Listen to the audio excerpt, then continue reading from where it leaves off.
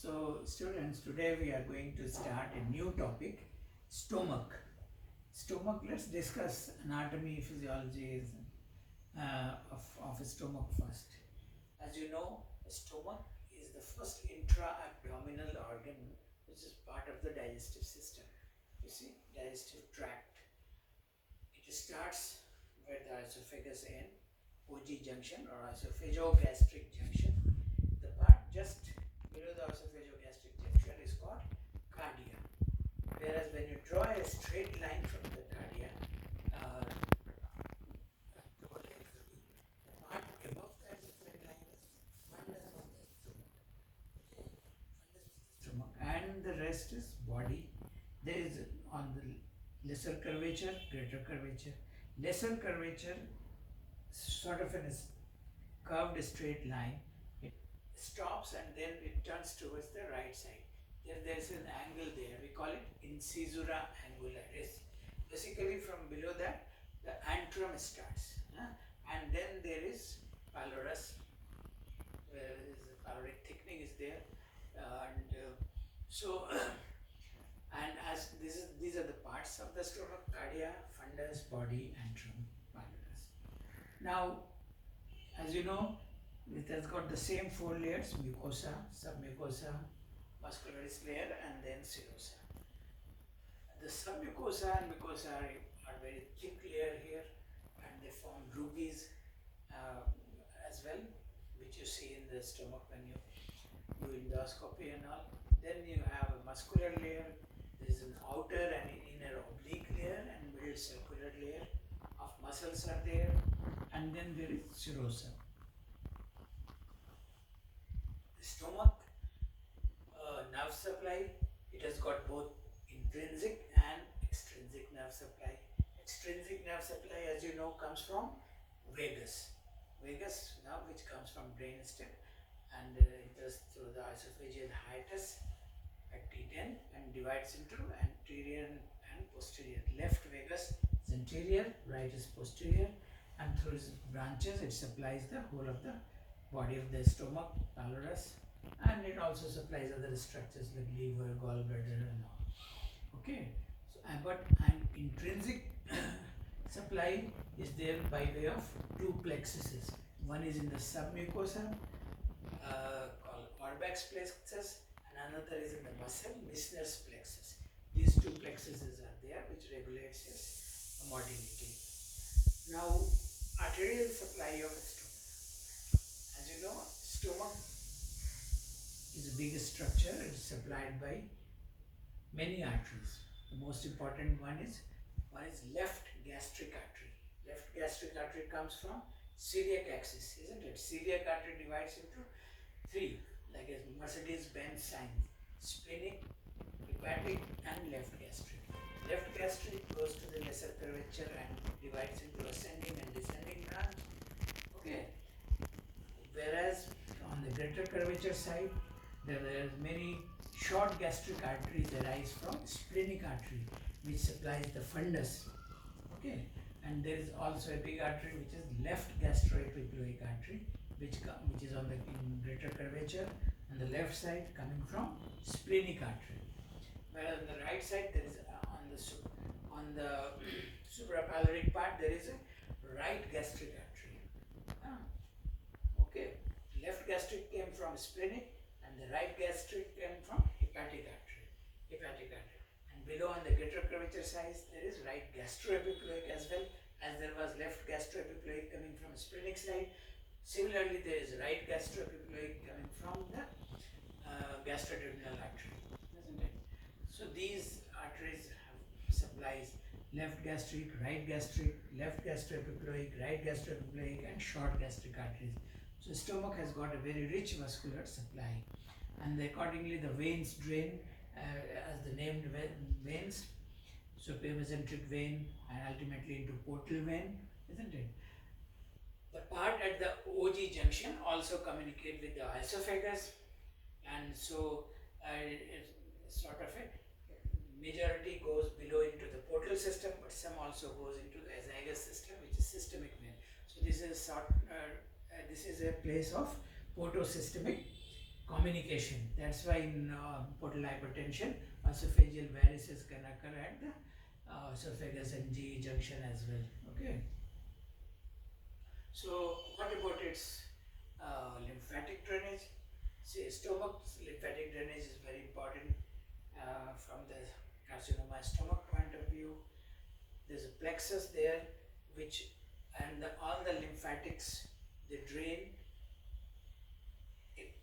at the site itself. Like suppose on the right, on the antrum and the suprapyloric area, the lymphatics will drain above in the suprapyloric lymph node, and the left lymph nodes along the lesser curvature, whereas below it will drain into the subpyloric lymph node and right gastroepiploic lymph nodes, isn't it? And lymph node along the greater curvature, whereas the lymphatic from the proximal site will drain into the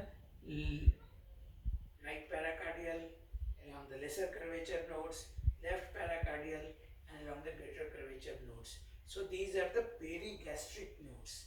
Okay, along the lesser curvature, greater curvature, and suprapyloric, infrapyloric. These are the first station of nodes, 1 to 6. Then from there, the lymphatics also go to the lymph nodes on the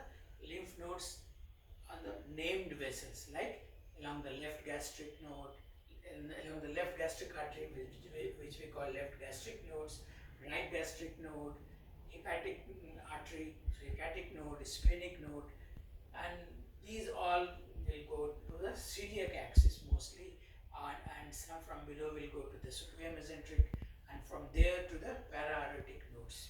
Okay, so basically stomach lymphatic supply, lymphatic drainage is first in the perigastric nodes, which are situated on the lesser curvature and on the greater curvature side. Okay, and then from there it will go to the nodes, vessels which are there, like left gastric, right gastric, splenic, hepatic, and so on. And then from there they will go to celiac and superior mesenteric and para-aortic lymph nodes. Okay, so this is about lymphatic drainage. Functions of the stomach, you know, the stomach starts the process of digestion. The food, when it comes there, it is mixed with acid and the enzyme pepsin and converts into chyme and then goes into duodenum. You know, there are various cells there in the body. There are parietal cells, abundant parietal cells. The function of parietal cell is to secrete H ion, hydrogen ion. They actively secrete hydrogen ion. The potassium diffuses into the cells by passive diffusion, whereas H ions are secreted instead of potassium, in lieu of potassium, and that forms the HCl. So this comes from the parietal cells. Then you have chief cells which are secreting pepsinogen. Then you have gastrin cells secreting G cells secreting gastrin and somatostatin, and so on and so forth. So, but you have to remember this, it's a major source for acid formation and pepsin formation. Acid comes from hydrogen potassium pump is there, which actively secretes H ion, and this pump is blocked by the PPI, proton pump inhibitors. Okay, and acid secretion is also affected by the histamine, which is released from the histamine secreting cells in the stomach, which acts locally. So this is a little bit of physiology, and the important thing here is bacteria H. pylori. H. pylori, you should know that is a gram-negative spiral organism, which we human beings will get it from fecal-oral route or oro-oral route, and these bacteria usually can inhabit the stomach and live there.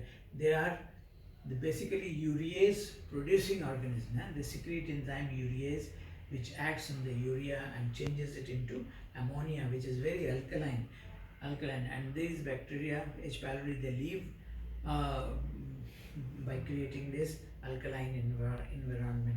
When we discuss peptic ulcer, we will discuss in detail how H. pylori acts and causes. But H. pylori, you should know, that H. pylori, for detection of H. pylori, either we can detect the antigen, H. pylori antigen in the feces, or you can detect antibodies against H. pylori from the serum, or we did take a biopsy from the antrum and put it on slide which has got which detects an urease forming organism and turns pink, what we call CLO test or Campylobacter like organism test. And then we have a urea breath test where C14 is labeled, and it can be used for detection of the H. pylori, which we will discuss in detail when we discuss peptic ulcer. So, how to diagnose stomach pathology?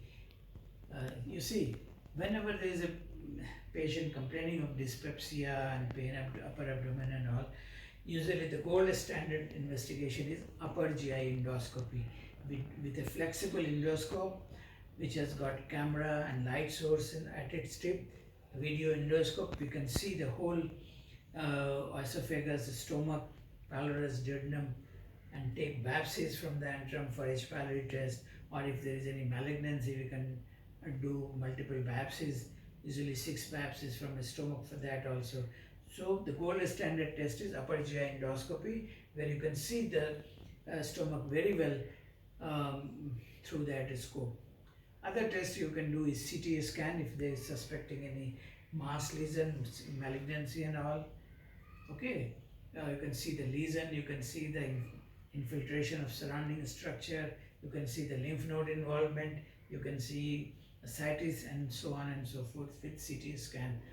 PET CT can also be used. You see, PET CT, we use a fluorodeoxyglucose which is given IV, and its uptake is seen by the CT scan. Fluorodeoxyglucose is very actively taken up by the malignant cells. So wherever there is malignancy, you will see increased uptake of fluorodeoxyglucose, and you know that this part is malignant, or this spot is malignant, and this is suspicious.